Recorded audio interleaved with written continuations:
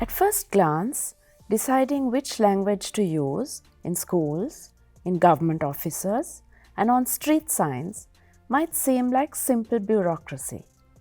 But in reality, they shape national identity, fuel political movements, and can even spark conflict. In Sri Lanka, language policy has played a powerful and sometimes divisive role in the country's history. Let's unpack how something as everyday as language and language planning holds the power to shape a nation. Hello, and welcome to this interview. Today we have the privilege of having with us Professor Sandagomi Coperahewa, Chair Professor of Sinhala and Head of the Department of Sinhala at the University of Colombo. Professor Coperahewa is also a member of the Official Languages Commission of Sri Lanka, and he has very kindly agreed to be here with us today. Good morning, Professor Coperahewa, and thank you.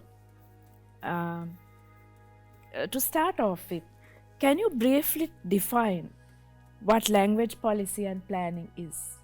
Yes, thank you, Vivimarie. And before we move on to the discipline of language policy and planning, but I would like to focus the attention to the field of sociolinguistics. It's a part of this area of sociolinguistics. Is a major area of study now, language policy planning. So in the 1960s, there was a kind of interest among the linguists to look at the social aspects of the language, especially the social and political aspects of the language. It's a kind of a counter reaction to Chomskyan ideas of language in 1950s.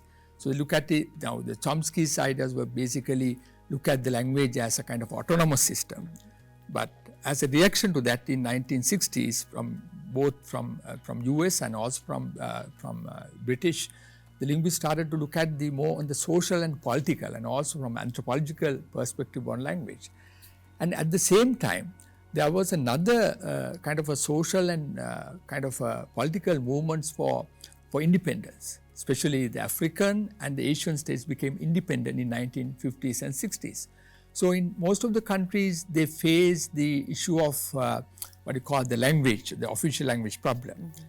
So in 1960s, then there was another area basically looking at the language as a problem, mm-hmm. or as a language as a resource. Mm-hmm. So then there was an interest in looking at the how to solve this language problem in newly independent states. So that was the how this discipline started as a branch of sociolinguistics, mm-hmm. and then basically like the early scholars like Joshua Fishman and the Charles Ferguson and so many others, they focus on these language issues in many countries.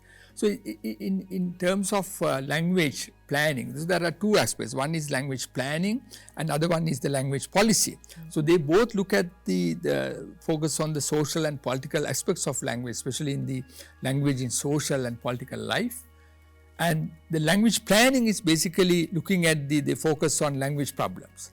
So basically it's a kind of a deliberate language change, mm-hmm. language planning. Now we know that any living language, it's evolving, but that's something natural.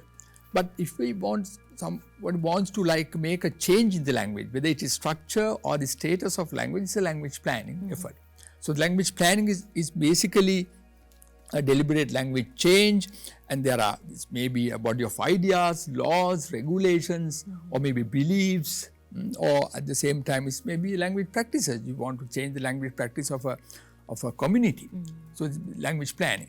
But at the same time, language planning takes place in a language policy. Mm-hmm. Now what happens is when there is a language planning produces a language policy. Right. So that is the difference. Now sometimes they do use these terms like as a kind of synonymous, language policy planning, like LPP. But language planning produces a policy, or they devise a language planning policy. See, for example, official language policy, or maybe the medium of instruction. So that's a language policy. So that is basically we need to look at the language planning as a kind of a process, and language policy we applied at national level or maybe at linguistic level, maybe like official language policy is at national level. But at the same time, a language policy for institution, for a school or for a bank. So that's at not at the national level, it's at maybe at institutional level. So it's very interesting to look at the, now for example now, especially the leading scholar like Bernard Spolsky in his work, he says the language policy it refers to all the language practices and beliefs and also management decisions of a community or a polity. So maybe not only the official language policy of a country, but maybe kind of practices or beliefs or maybe some management decisions of a community or a polity. So it's interesting to look at language plans or as a part of language policy. So language plans, they carried out as a means of language policy. So it's interesting to look at the language policies from various perspectives. At the same time, we need to like focus that these policies are like embedded in society. Basically, and also it relate to power and authority, language policies. So especially for example, the language policy of a country, the major language policy. And at the same time, if you want to implement a language policy, it requires power. But without power, you can't require. So this main area, the branch of and the field of language policy planning is a kind of a social and political aspects of language. If you want to look at the study language planning and policy, it's a branch of sociolinguistics which look at the social and political dimensions of language, especially with the power, identity, ideology, and so many other areas are connected to this area of language policy planning. Right. Yeah.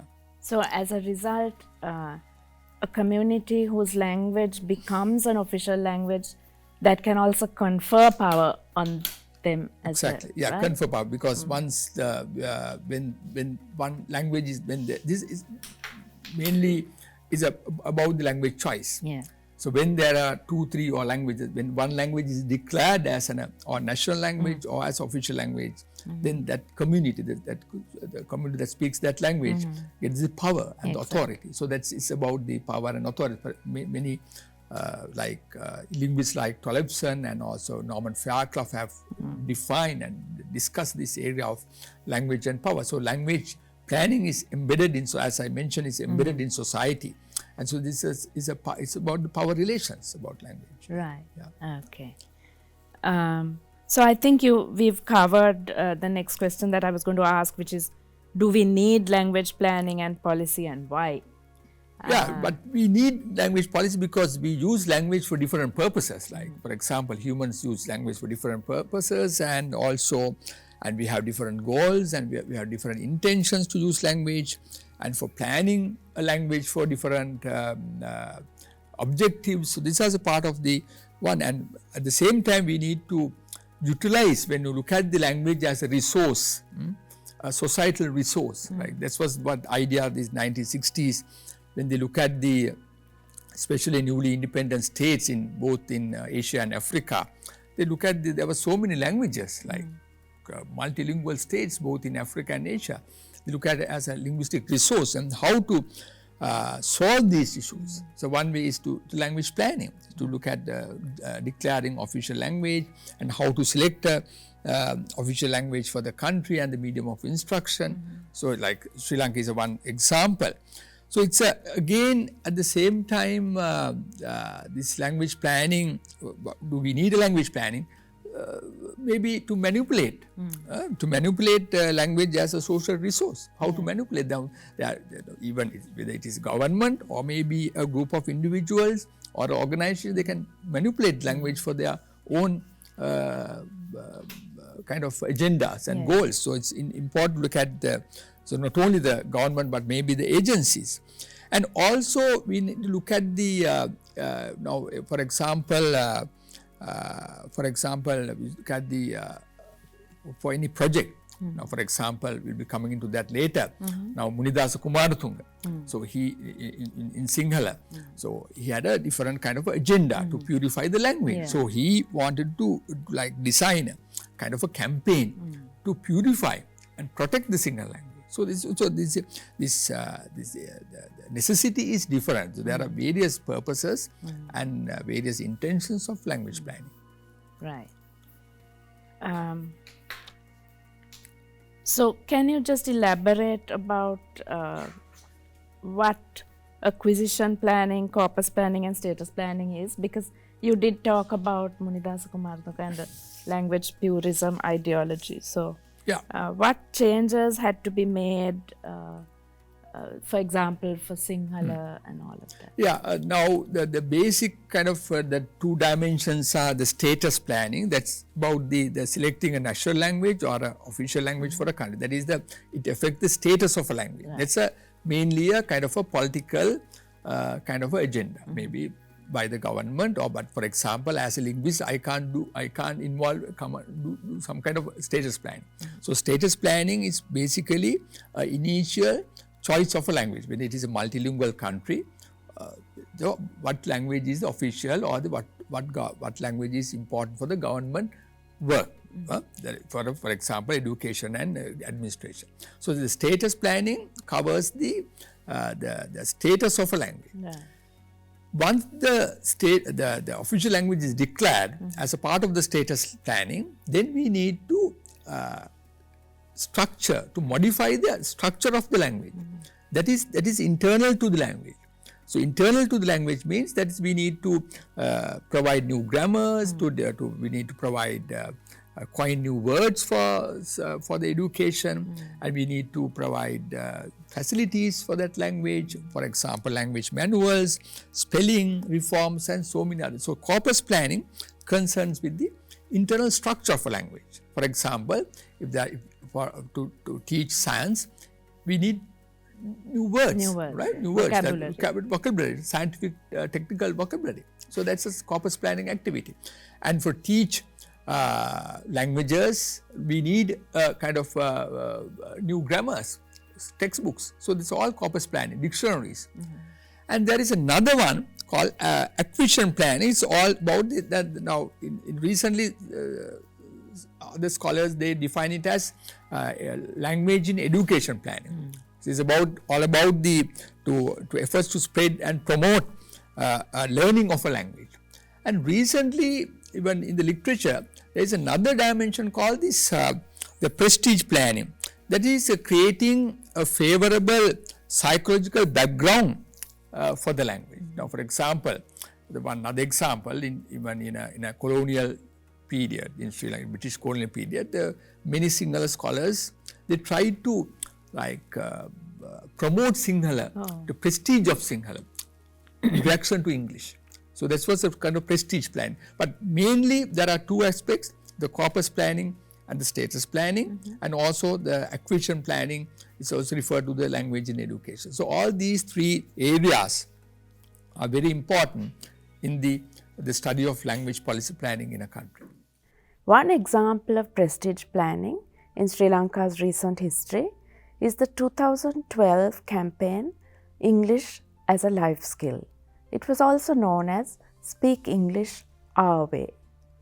Now, what the government tried to do was to build a kind of a prestigious attitude towards what they called Sri Lankan English.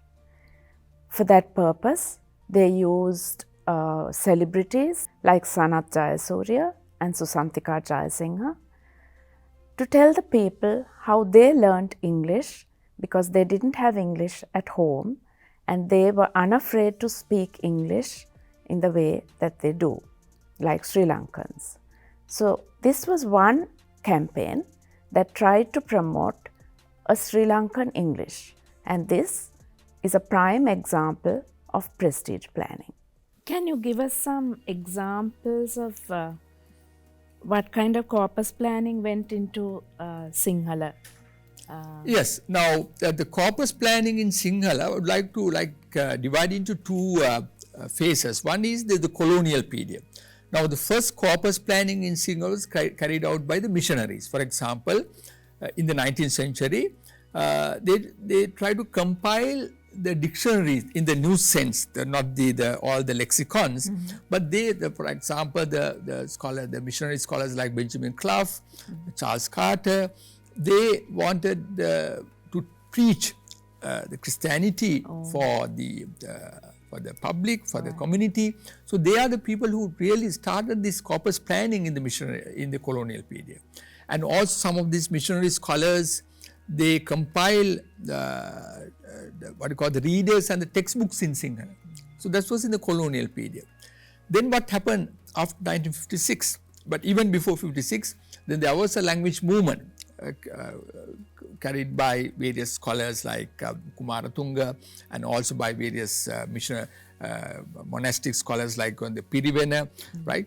So they want to reform the language, so reforming the language and standardizing the Sinhala usage for new tasks, for example, to teach Sinhala in schools. And also, for example, Kumaratunga Munidasa wanted to purify the Sinhala. So, the purification was one of the major areas of corpus planning in Sinhala. The one aspect was the prescribing the correct usage, and at the same time, the preservation of the purity. For example, now Kumaratunga's movement in 1930s and 1940s is mainly about the purifying the Sinhala language, prescribing the correct usage of Sinhala. So that's one area. And then after 1956, the Sinhala became the official language. Then there were other new tasks to comply with the as official language. So then the official language department was there. So they carried out many corpus planning activities. For example, coining new words, glossaries, how to provide to create the official letters, the documents. So many other activities carried out by the official language department in 1950s and 60s, I think up to 70s, to plan Sinhala as an official. They focus mainly on the structure of Sinhala for the government activity. For example, especially producing Sinhala administrative reports in Sinhala. So these are the activities, and at the same time there was a very interesting corpus planning activity focused on Sinhala in 1968. So it shows the government language planning. So government language planning for corpus aspects of the language. In 1968-69, the then Minister of Education, Vivimarie Vanderpoorten, appointed a committee called the Standard Sinhala Committee, Sammata Sinhala Committee. So that committee had the task of kind of devising a kind of a manual or a usage manual for written Sinhala. So it was highly criticized by other scholars as a kind of a effort to kind of manipulate the Sinhala usage. So it became a lot of criticism among the public and also from various other scholars. So one aspect was how the corpus planning is connected to power by the government. Iria Golla's what you call the Sammata Sinhala or the Standard Sinhala debate. And at the same time, you see there was another activity of corpus planning to modernize Sinhala. For example, the dictionary project.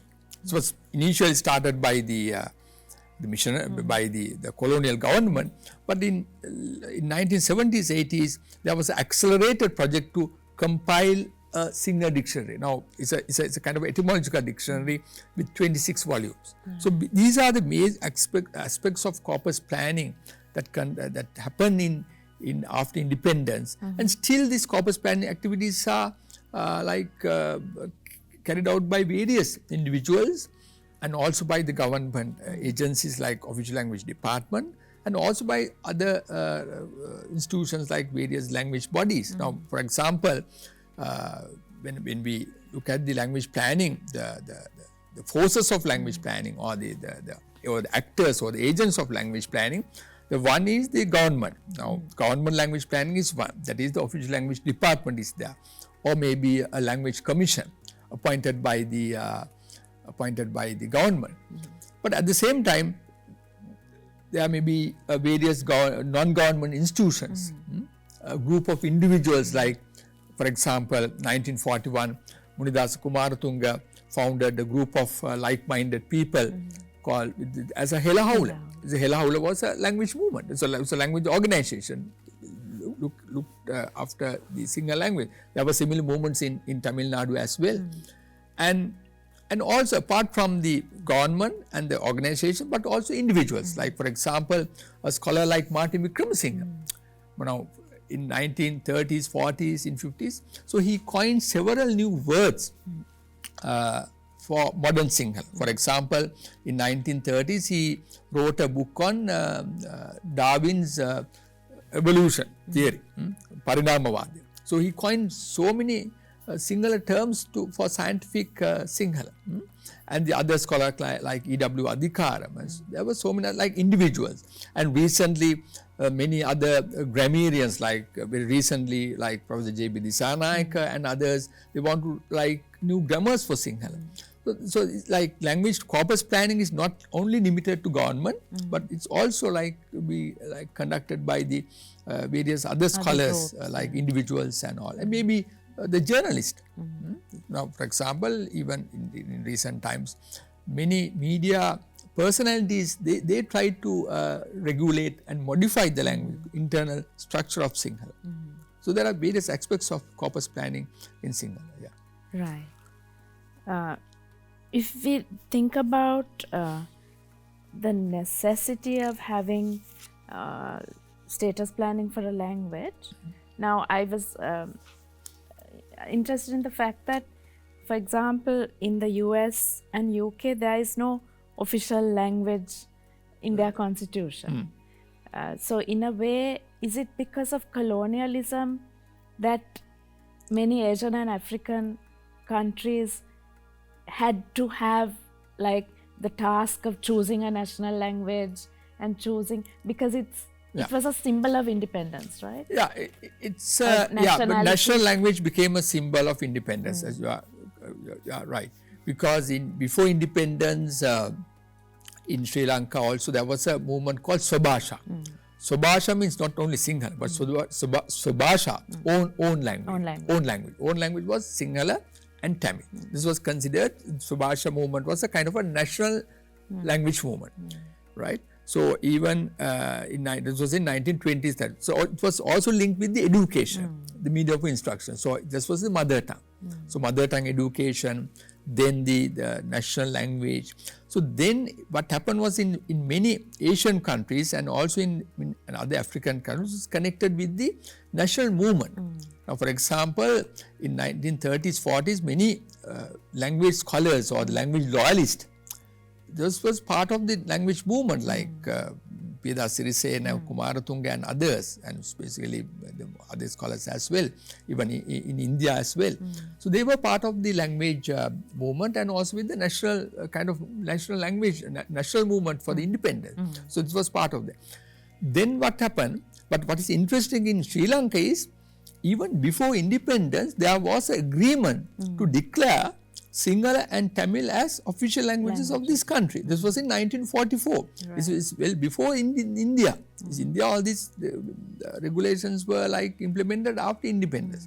But in Sri Lanka, even before independence, in 1944, the State Council prepared a document, a session report, to look at the kind of, it was the first, I think, the language planning document published by the government in 1940s. There was a lengthy select committee report going into detail aspects of Sri Lankan languages, especially Sinhala and Tamil, and how to declare these two as national official languages.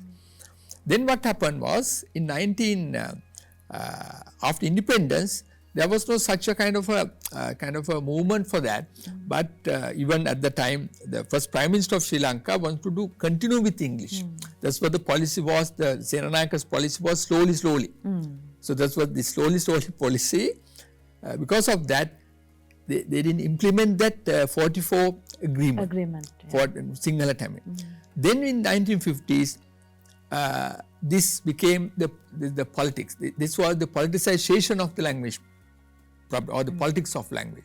This politicization of the language was the 1950s, especially the 1956 election. So at the time of the 1956 election, then the idea of whether it is one language, Sinhala only, or two languages, or the parity of status, Sinhala Tamil. So that was it. And there was another argument that it was to retain English as the official language. That was not a major kind of a demand. Right. The major demand was to declare Sinhala only, or the other reaction was to both the Sinhala and Tamil. So it was part of the national language movement, and then the politicization of language. So it happened in many countries, like in India as well. For example, Hindi also. And also in African countries, but for the African countries like places like Tanzania, they had this kind of a lingua franca among the other African states like Swahili. But then in India, then the Gandhi and some of the scholars, they promoted Hindi as a common language. So then the Sri Lanka, the national leaders of here in Sri Lanka also, they thought the Sinhala as the common language. Right. So there was some influence. So this was like interesting to look at the period of the linguistic nationalism in 1940s and 50s, and how it began. And it was linked with the 1956 this Buddha Jayanti, with the Buddhism, the language and the religion. Right. So it was a very complex period, complex kind of a situation with regard to the language policy plan. So as I mentioned earlier, so this language policy planning is also like related to, it's all political documents. It became politicized, especially the language policy document in 1956. Right. So to kind of take this discussion towards its close, I have a question. Do you think language planning and policy is important in post-war Sri Lanka, like after 2009? And how can language planning and policy help to resolve any ethnic tensions or issues related to equity and equality? And tell us a bit about your work in the Official Language Commission. Yeah, now I need to also focus that now earlier at the beginning of this discussion, we mentioned that language planning is an effort to solve language problems, right? So this was the area. And at the same time, but look at the Sri Lankan situation, the language planning or the language plans can also create conflicts. Exactly. Right? So this was what happened in 1956. It is a kind of a bad decision. It's all about decision making. Yeah. So what happened was language planning created another set of other questions, both political, ethnic, and economic and other issues. So it's also we have to think about when we look at the language planning as an effort to modify or solve language problems, but at the same time it can create many other problems as well. But so it's important to look at the language in post-war Sri Lanka, especially after 2009, because it's all these there is a disparity between what is documented in the constitution and what is practiced in the society. For example, we know there is two official languages are designated in the constitution. And the English is the constitutionally says the link language, or in Sinhala it says the Sandana Bhasha. But practice in the society is a bit different, right? So the English we use as the working language of this country, especially mainly in the private sector and education and some area. But Sinhala and Tamil mostly has become a vernacular now, because vernacular means that you use it in day to day and for normal conversation, not for any decision making process. So, but it says the decision. But only the government at especially at government level, ministries and other, they produce documents in Sinhala and also in Tamil, and the public servants require to get the official language proficiency for their promotions and their confirmation. So, but what is practiced in the society is a bit different.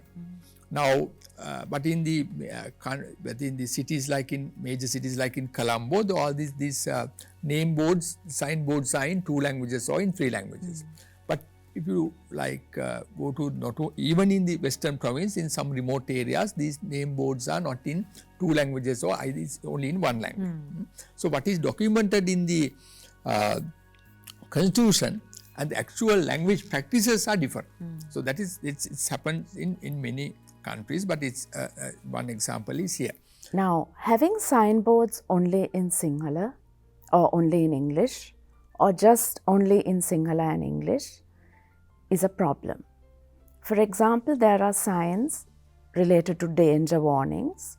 So, they would say something like avavadai or danger and not have the same warning in Tamil. Now, that is a problem because it violates the constitution, and also it tells us that it's not important that Tamil speaking people know that there is danger. Similarly, if the signboards are only in English, that is also a problem. It means that people who cannot read English will not be aware of the sign. So, this not only violates the constitution, it is deeply unfair. So, there are various ways to safeguard the language rights of the citizens. Yeah. So, that is there is a language commission, official language commission is there. To anybody, they can make a complaint to the official language commission if there is a violation of their own language policy or language policy at public level, especially at a government institution or any educational place. So, there are various ways to safeguard the language. So, this is very important, especially when you compare the demographic factors of these 2 languages.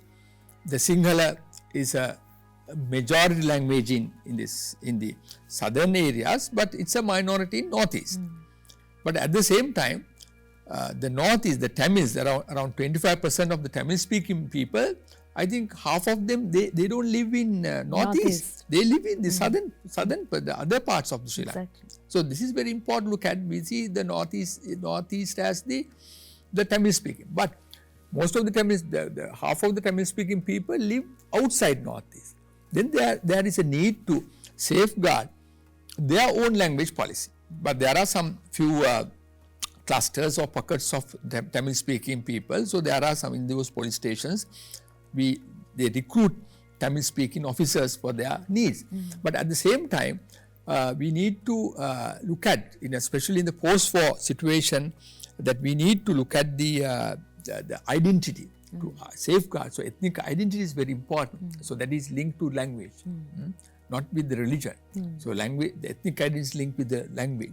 So, we need to look at their ethnicity, their identity, and also their prestige in their day-to-day life with language issues. So, we need to safeguard their linguistic rights and also their kind of sentiments for their day-to-day activities. So, that's why there are some official bodies are there, but what happens is now language policy planning and implementation is not only a kind of a official work, but we need a kind of a more social kind of a support. We need a social kind of a support from various organizations, maybe non-government or maybe from the public, from the society.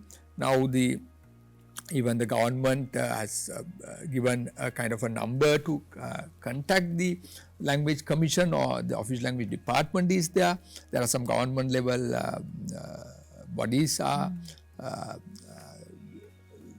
conducting various activities, but I don't see any kind of a social kind of the interest or a support or from non-government organizations to kind of empower the language rights of the citizens of this country especially the Tamil speaking people who live in the north, in the outside northeast, and also the Sinhala speaking people live in the outside the southern areas, especially the Sinhala speaking people live in the north and the east, and all the other Tamil speaking people live in the outside northeast. So we need to look at from a more demographic perspective as well to look at the language. So now in Colombo and major cities, most of the language, the signboards and are also in 2-3 languages, but we don't see it in other places in this country. So we need more kind of attention, but at the same time kind of social support from the citizens, and also some pressure groups. Now at that time, we know in 1930s, 40s, there were pressure groups on language. For example, now the Hello movement was a pressure group. So they were now, especially most of the what you call now in the other countries like in France, they had the French Academy for like language organization to purify French, to safeguard the French language. So language organizations are not active, and few individuals are working on these areas. But so we need a kind of a more, not only the government kind of support, the government bodies are there, but what we need is a more kind of a communal, social kind of support to safeguard the language rights of the citizens of this country. Even at grassroots level. At that grassroots level especially. And it's interesting what you said, that even non-governmental organizations and even aid giving groups, I think it's because all the aid even from World Bank and all is to promote English. Promote English, yes. But in terms of reconciliation, they are not funding projects for Sinhalese to learn Tamil and Tamil to learn Sinhalese and that kind of thing. No, but right? there are some government requirements for the public servants. But to learn, that's for the increment and for the confirmation. But what we need it, as you correctly pointed out, at the grassroots level, we need people with knowing the other language and to respect the other language, to look at the name boards and see how this linguistic scenario, especially what you call this linguistic ecology, the linguistic environment of the country is very important, because it's 2 languages. There are only 2 languages, basically two national languages and 1 working language, English. So we need to more funding and also more kind of, as you said, kind of aid and support from the organizations is very important at this stage. Yeah. Right. So that brings us to the end of our interview with Professor Sandagomi Coperahewa. He has been talking about language planning and policy and the context of Sri Lanka and the rest of the world in general. Thank you very much for joining us, and we value your knowledge and wisdom very much. Thank you. Thank you very much.